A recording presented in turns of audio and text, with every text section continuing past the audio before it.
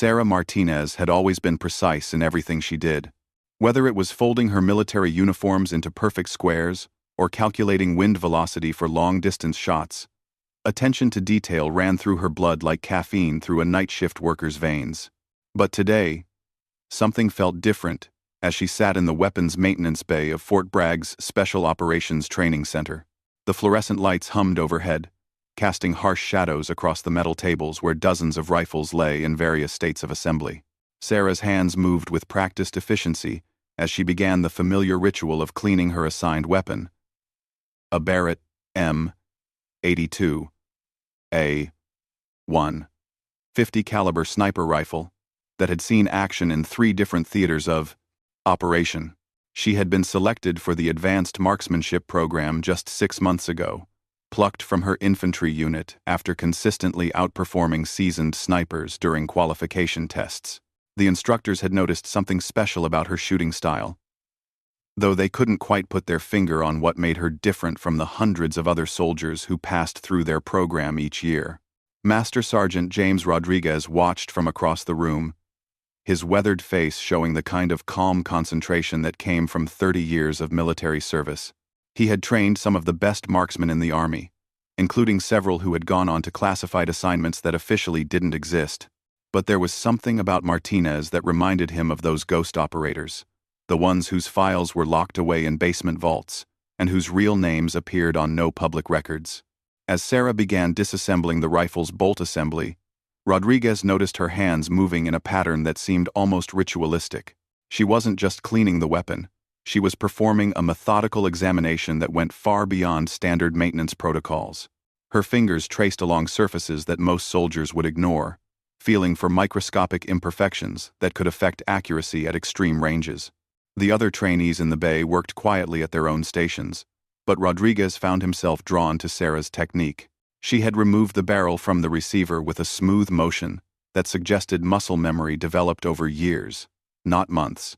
More intriguing was the way she handled the cleaning rod, rotating it in precise increments as she worked it through the barrel, counting silently to herself with each pass. Rodriguez had seen thousands of soldiers clean rifles during his career. Most approached it as a necessary chore, following the steps they'd memorized in basic training. A smaller number treated it with the respect that a precision instrument deserved. But Sarah was doing something entirely different. She was reading the weapon like a book, gathering information that would help her understand its personality and quirks. When she reached for the cleaning solvent, Rodriguez noticed she paused to smell it first. Not the casual sniff of someone checking if a chemical had gone bad, but a deliberate sampling that suggested she was analyzing its composition. She then applied it to her cleaning patches, in amounts that varied based on which part of the rifle she was working on, using less solvent on the chamber and more on the barrel's throat, where copper fouling tended to accumulate. The most telling moment came when Sarah began cleaning the rifle's scope mounts. Instead of simply wiping them down like most soldiers would, she used a small piece of tissue paper to check for oil residue at specific contact points. Rodriguez watched as she made tiny adjustments to the mounting screws, turning them just fractions of a rotation, while testing the scope's alignment after each micro-adjustment. This wasn't standard procedure. In fact, it violated the rule about not tampering with equipment that had already been zeroed and certified by the armorer. But Sarah seemed to know exactly what she was doing, and her movements suggested she had performed this exact routine many times before. Rodriguez felt a chill run down his spine as he recognized the cleaning method Sarah was using. He had seen it only once before, during a classified briefing about weapons maintenance protocols used by a unit that officially didn't exist. The techniques she was demonstrating were taught only to operators who worked in situations where equipment failure meant certain death and where the margin for error was measured in fractions of an inch at distances exceeding 2,000 yards. The method was known internally as black file maintenance, a comprehensive approach to weapon care that treated each rifle as a unique entity with its own characteristics and requirements. It involved not just cleaning, but analyzing, adjusting, and optimizing every component to achieve performance levels that exceeded factory specifications. The technique was considered so sensitive that it was compartmentalized within special operations units, and knowledge of it was restricted to personnel with specific clearances and operational backgrounds. As Rodriguez watched Sarah work, he began to notice other details that set off alarm bells in his experienced mind. The small notebook she kept beside her cleaning kit contained diagrams and notations written in a shorthand that looked suspiciously like the coding systems used by intelligence operatives. Her cleaning kit itself contained tools that weren't issued to regular Army personnel, specialized brushes and picks that were available only through specific military channels. Most concerning of all was the way Sarah moved. Despite being relatively new to the program, she carried herself with the quiet confidence of someone who had operated in high-stakes environments, where mistakes had permanent consequences. Her situational awareness was exceptional. Even while focused on her rifle maintenance, she tracked the movements of everyone in the room and positioned herself to maintain clear sightlines to all entrances. Rodriguez made a mental note to review Sarah's personnel file more carefully. Her official record showed a straightforward progression through basic training and infantry school, followed by deployment to Afghanistan with the 82nd Airborne Division. But there were gaps in her timeline that couldn't be explained by leave or training assignments, and her performance evaluations contained language that seemed carefully crafted to avoid revealing specific details about her activities. As Sarah finished her cleaning routine and began reassembling the rifle, Rodriguez decided he needed to have a conversation with his commanding officer. If Martinez was using techniques that she shouldn't know, it raised serious questions about where she had learned them and what other skills she might be concealing. The Army took security breaches seriously, and unauthorized knowledge of classified procedures could indicate everything from innocent cross-training to deliberate espionage. But Rodriguez also recognized another possibility that made his pulse quicken with excitement rather than concern. Perhaps Sarah Martinez wasn't a security risk at all. Perhaps she was exactly the kind of operator that certain units were always quietly recruiting, someone with the right combination of skills, discretion, and adaptability to handle assignments that required a very special kind of soldier. The rifle came back together in Sarah's hands like it had never been apart. She performed a final function check, testing the bolt action and trigger mechanism with movements so fluid they seemed choreographed. When she looked up and caught Rodriguez watching her, she offered a slight nod of acknowledgement that somehow conveyed both respect and a subtle challenge. Rodriguez nodded back, but his mind was already racing ahead to the phone calls he would need to make and the questions he would need to ask. Sarah Martinez had just demonstrated capabilities that could open doors to opportunities most soldiers never even knew existed. The question was whether she was ready for what those opportunities might entail, and whether the Army was ready for someone like her. 3 days after Master Sergeant Rodriguez witnessed Sarah's unusual cleaning technique, he found himself sitting in a windowless conference room deep within Fort Bragg's administrative complex. Across from him sat Colonel Patricia Hayes, the commanding officer of the Special Operations Training Center, and beside her was a man in civilian clothes who had introduced himself only as Agent Thompson from the Defense Intelligence Agency. Rodriguez had expected this meeting ever since he'd submitted his report about Sarah Martinez. What he hadn't expected was the speed with which it had been arranged, or the level of interest it had generated among people whose names didn't appear on any organizational chart. "Tell us again exactly what you observed," Agent Thompson said, his voice carrying the kind of neutral tone that intelligence operatives perfected during years of interrogating people who knew more than they were willing to admit. Rodriguez pulled out his notebook and flipped to the pages where he'd documented every detail of Sarah's rifle maintenance routine. She demonstrated knowledge of advanced cleaning protocols that aren't taught in any Army school I'm aware of. The technique she used is consistent with methods employed by Tier 1 Special Operations units for maintaining weapons systems in extreme operational environments. Colonel Hayes leaned forward, her expression serious. "You're certain about this? You're not just seeing patterns that aren't there because you're looking for them." "Ma'am, I've been training snipers for 15 years. I know the difference between good weapon maintenance and something else entirely. What Martinez did wasn't just thorough, it was surgical. She treated that rifle like she was preparing it for a mission where a single misplaced shot could compromise an entire operation." Agent Thompson made a note in his own book before looking up. "Have you spoken to Martinez?" About what you observed? No, sir. I thought it best to report it through proper channels before making any direct inquiries that might alert her to our interest. Smart thinking, Thompson replied. We've been reviewing her file, and there are some interesting gaps that need explanation. Her deployment records show she was attached to various forward operating bases in Afghanistan. But the specific units she supported aren't clearly documented. Rodriguez wasn't surprised to hear this. He'd seen similar gaps in the records of soldiers who had been temporarily assigned to classified missions or had provided support to units whose activities fell under special access programs. The military had ways of maintaining operational security that didn't leave obvious fingerprints in personnel files. There's something else, Colonel Hayes added, sliding a photograph across the table. This was taken during a training exercise last month. Look at Martinez's shooting position. Mar. Look at Martinez's shooting position. Rodriguez studied the image carefully. It showed Sarah prone behind her rifle, but her body positioning was subtly different from what he would expect from someone trained in standard Army marksmanship techniques. Her support hand was placed differently on the rifle's stock, and her cheek welled against the scope suggested she was compensating for something that regular shooters wouldn't need to consider. She's adjusting for the parallax error that occurs when shooting at extreme ranges, Rodriguez realized. But we weren't conducting extreme range training that day. The targets were at 600 yards, well within normal parameters. Exactly, Agent Thompson said. She's unconsciously applying techniques that are only necessary when engaging targets at distances exceeding 1,200 yards. That kind of muscle memory doesn't develop accidentally. Rodriguez began to understand why this meeting had been called so quickly. Sarah Martinez wasn't just demonstrating knowledge of advanced cleaning techniques.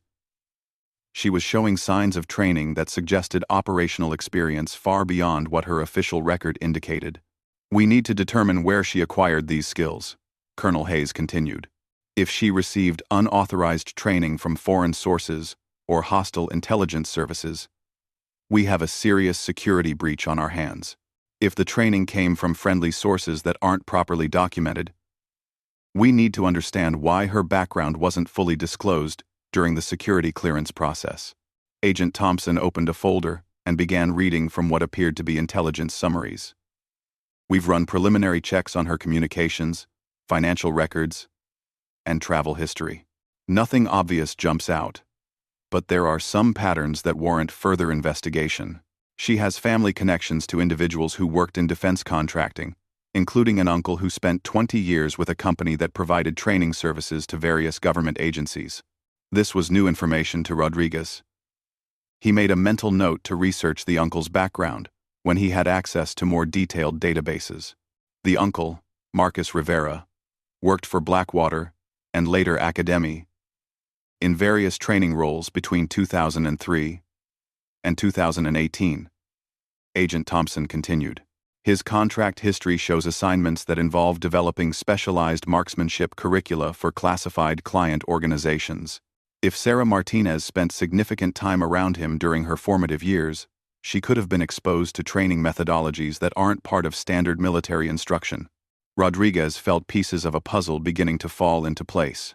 Informal training within military families wasn't uncommon, and someone with Marcus Rivera's background would certainly have the knowledge and access necessary to teach advanced techniques to a motivated relative. But it also raised questions about why Sarah hadn't disclosed these connections during her background investigation. What's our next step? Rodriguez asked.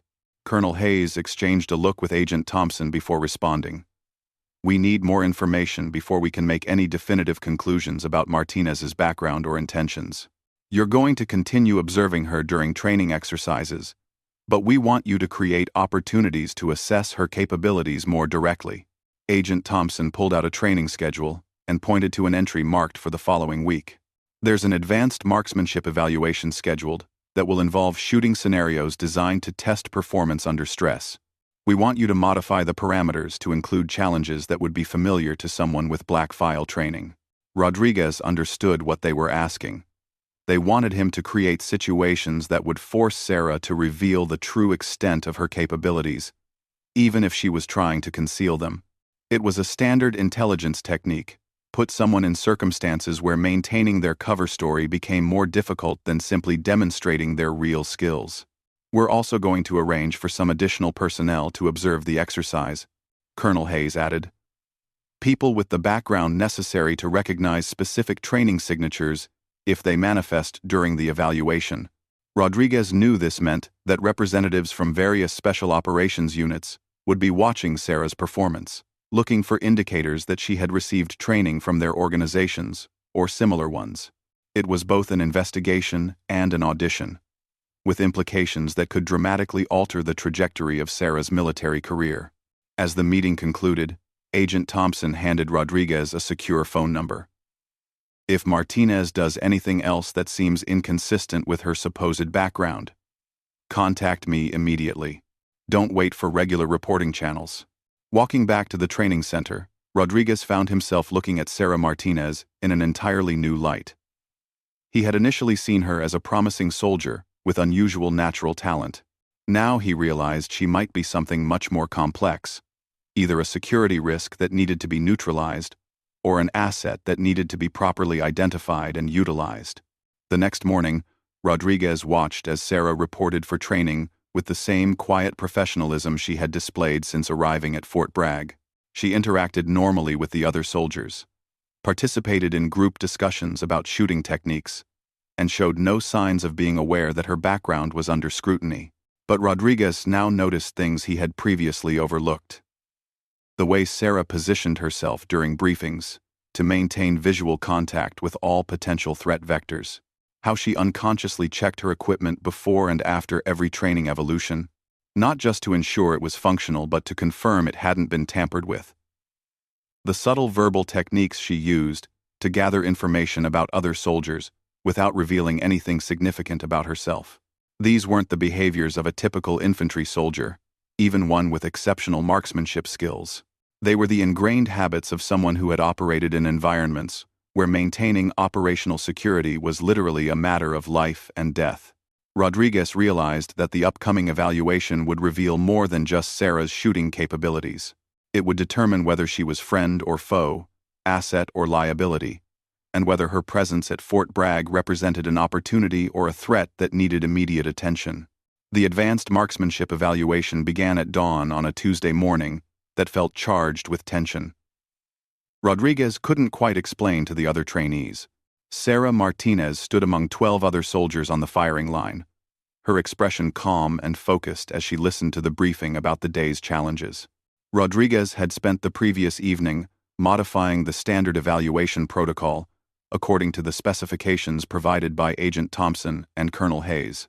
What the soldiers believed would be a routine assessment of their long-range shooting skills had been transformed into a sophisticated test designed to reveal capabilities that went far beyond basic military training. The first challenge involved engaging targets at varying distances while wearing full combat gear and operating under simulated stress conditions. Smoke machines filled the range with artificial fog, while speakers blasted the sounds of incoming artillery and small arms fire. It was designed to test not just marksmanship, but the ability to maintain precision under the kind of pressure that soldiers faced during actual combat operations. Sarah performed well during this phase, but not exceptionally so. Her shots were accurate, and her times were competitive. But she didn't demonstrate anything that couldn't be explained by natural talent, combined with solid training. Rodriguez began to wonder if he had been wrong about what he'd observed during the rifle cleaning session. The second challenge changed everything. Rodriguez announced that each shooter would be required to engage a series of targets placed at distances exceeding 1,500 yards, using rifles they hadn't previously zeroed, and ammunition of unknown ballistic characteristics. It was an impossible task by normal standards. The kind of shooting that required intimate knowledge of external ballistics, wind-reading techniques, and mathematical calculations that weren't taught in standard military courses. Most of the soldiers approached the challenge methodically, taking their best guesses and hoping for hits that would demonstrate basic competence. Sarah Martinez did something entirely different. She began by examining the ammunition with a jeweler's loupe that she produced from her personal kit, equipment that no infantry soldier should have possessed. After studying several rounds under magnification, she made notes in her field book, using symbols that Rodriguez didn't recognize but suspected were related to ballistic calculations used by precision shooting specialists. Next, Sarah observed the environmental conditions with techniques that went far beyond checking wind direction with grass or dust. She used a handheld weather meter to measure barometric pressure, humidity, and temperature gradients. She then spent several minutes watching the vegetation and terrain features around the distant targets, reading wind patterns at multiple points along the bullet's flight path. Rodriguez felt his pulse quicken as he watched Sarah perform calculations that should have required computer software or ballistic tables that weren't available on the range. She was working entirely from memory and field observations, using methodologies that required years of specialized training to master. When Sarah finally settled into her shooting position, Rodriguez noticed that several observers in civilian clothes had quietly positioned themselves to watch her performance. He recognized Agent Thompson among them, but there were others whose presence suggested that word about this evaluation had reached people in organizations that rarely took interest in routine training exercises. Sarah's first shot struck the center of a target placed at 1,847 yards, a distance that would challenge experienced competition shooters using equipment specifically designed for extreme range precision work. Her second shot hit a different target at 1,623 yards, accounting for crosswind conditions that would have required advanced meteorological knowledge to calculate properly. By her fourth shot, which struck a target barely visible to the naked eye at over 2,000 yards, Rodriguez knew they were witnessing something unprecedented. Sarah Martinez wasn't just demonstrating advanced marksmanship skills, she was performing at a level that indicated training by organizations that officially didn't exist. After the shooting portion of the evaluation concluded, Agent Thompson approached Rodriguez with an expression that mixed concern and excitement. "We need to debrief Martinez immediately. What she just demonstrated eliminates several possibilities about her background and raises others that require urgent clarification." Sarah was escorted to the same windowless conference room where Rodriguez had met with Colonel Hayes and Agent Thompson 3 days earlier. This time, however, the room also contained 2 additional men whose presence immediately shifted the atmosphere from inquiry to interrogation. "Specialist Martinez," Agent Thompson began, "we need to discuss some inconsistencies between your official record and the capabilities you've demonstrated during training. Specifically, we want to understand where you acquired the advanced marksmanship techniques you displayed during today's evaluation." Sarah's response surprised everyone in the room. Instead of denial or confusion, she smiled slightly and leaned back in her chair with the relaxed confidence of someone who had been expecting this conversation for quite some time. "I was wondering how long it would take you to figure it out," she said calmly. "My instructions were to maintain my cover until I was directly questioned by authorized personnel. Since I assume you've verified my actual background by now, I'm cleared to discuss the real reason I'm here." Agent Thompson exchanged glances with his colleagues before responding. "We've found no evidence of any background beyond what's documented in your official file. If you're claiming to have undisclosed training or experience, we need you to provide specific details about how you acquired these capabilities." Sarah reached into her pocket and produced a small device that looked like a modified cell phone. She pressed several buttons in a specific sequence, then placed the device on the table where it emitted a series of tones that Rodriguez assumed was some kind of encrypted communication signal. Within minutes, Agent Thompson's own communication device buzzed with an incoming message. As he read whatever information he had received, his expression transformed from suspicion to astonishment. "Well," Thompson said after several moments of silence, "this is definitely not what I expected to find when we started investigating your background." Colonel Hayes looked confused and slightly frustrated. "Agent Thompson, I think we need you to clarify what's happening here. Is Specialist Martinez a security risk or not?" Thompson looked at Sarah, who nodded almost imperceptibly before he responded. "Specialist Martinez is not a security risk. In fact, she's been conducting an authorized assessment of our training protocols and security procedures as part of a classified program designed to evaluate potential vulnerabilities in our special operations training pipeline." Rodriguez felt like the ground had shifted beneath his feet. Sarah Martinez wasn't a student in the marksmanship program. She was an evaluator whose job was to determine whether the Army's elite training courses were adequately preparing soldiers for the realities of modern, asymmetric warfare. The techniques you observed during her rifle maintenance routine and today's shooting exercise represent training methodologies developed by a joint task force that includes representatives from multiple special operations units. Thompson continued. Her mission was to assess whether instructors and security personnel would recognize advanced capabilities when they encountered them, and whether appropriate reporting procedures would be followed. Sarah finally spoke again, addressing Rodriguez directly. Master Sergeant, I want you to know that your observations and reporting were exactly what we hoped to see. You recognized that something was outside normal parameters. You documented your observations thoroughly, and you followed proper channels to report potential security concerns. That's the kind of vigilance that prevents actual security breaches from going undetected. Rodriguez realized that he had been part of an elaborate test designed to evaluate not just training effectiveness, but institutional security awareness. Sarah Martinez was what intelligence professionals called a red team operator. Someone whose job was to probe for weaknesses by simulating potential threats. How long have you been doing this kind of work? Colonel Hayes asked. Sarah smiled again. Long enough to know that the techniques I demonstrated today represent significant advances in precision shooting methodology. The good news is that your training program is producing soldiers with excellent fundamental skills. The concerning news is that potential adversaries may have access to more advanced techniques than your current curriculum addresses. Agent Thompson gathered his materials and prepared to leave the conference room. This assessment will result in updates to training protocols and security procedures. Master Sergeant Rodriguez, you'll be briefed on specific changes that will be implemented in your program over the coming months. As the meeting concluded, Rodriguez found himself both relieved and slightly embarrassed. He had correctly identified that Sarah possessed unusual capabilities, but he had completely misunderstood what those capabilities represented. Instead of uncovering a security threat, he had participated in an exercise designed to improve the very security protocols he had been trying to protect. Sarah remained behind after the others left, apparently wanting to speak with Rodriguez privately. I hope you don't feel manipulated by what happened here, she said. These assessments are necessary because the threats we face are constantly evolving. The enemies our soldiers might encounter in future conflicts won't be limited to the techniques and equipment we expect them to have. Rodriguez nodded, beginning to understand the broader implications of what he had witnessed.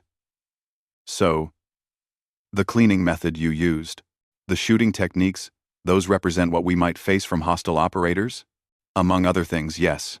But they also represent capabilities that our own people need to develop if they're going to operate successfully in environments where the margin for error is measured in fractions of inches and split seconds. Sarah stood and headed for the door, then paused to look back at Rodriguez. The soldiers you're training here are good, Master Sergeant. With the right enhancements to their instruction, they could become exceptional. That's what assessments like this are designed to achieve. After she left, Rodriguez sat alone in the conference room for several minutes, processing everything he had learned. Sarah Martinez had demonstrated that the boundaries between training and operations, between assessment and reality, were more fluid than he had previously understood. She had also shown him that the techniques and capabilities he thought represented the pinnacle of military training were actually just the beginning of what was possible. When human skill was enhanced by advanced methodologies and rigorous preparation, the experience left Rodriguez with a new appreciation for the complexity of modern warfare and the sophisticated measures necessary to prepare soldiers for challenges that couldn't be anticipated using traditional approaches. Sarah Martinez had been a teacher disguised as a student, and the lessons she had provided would influence training protocols for years to come.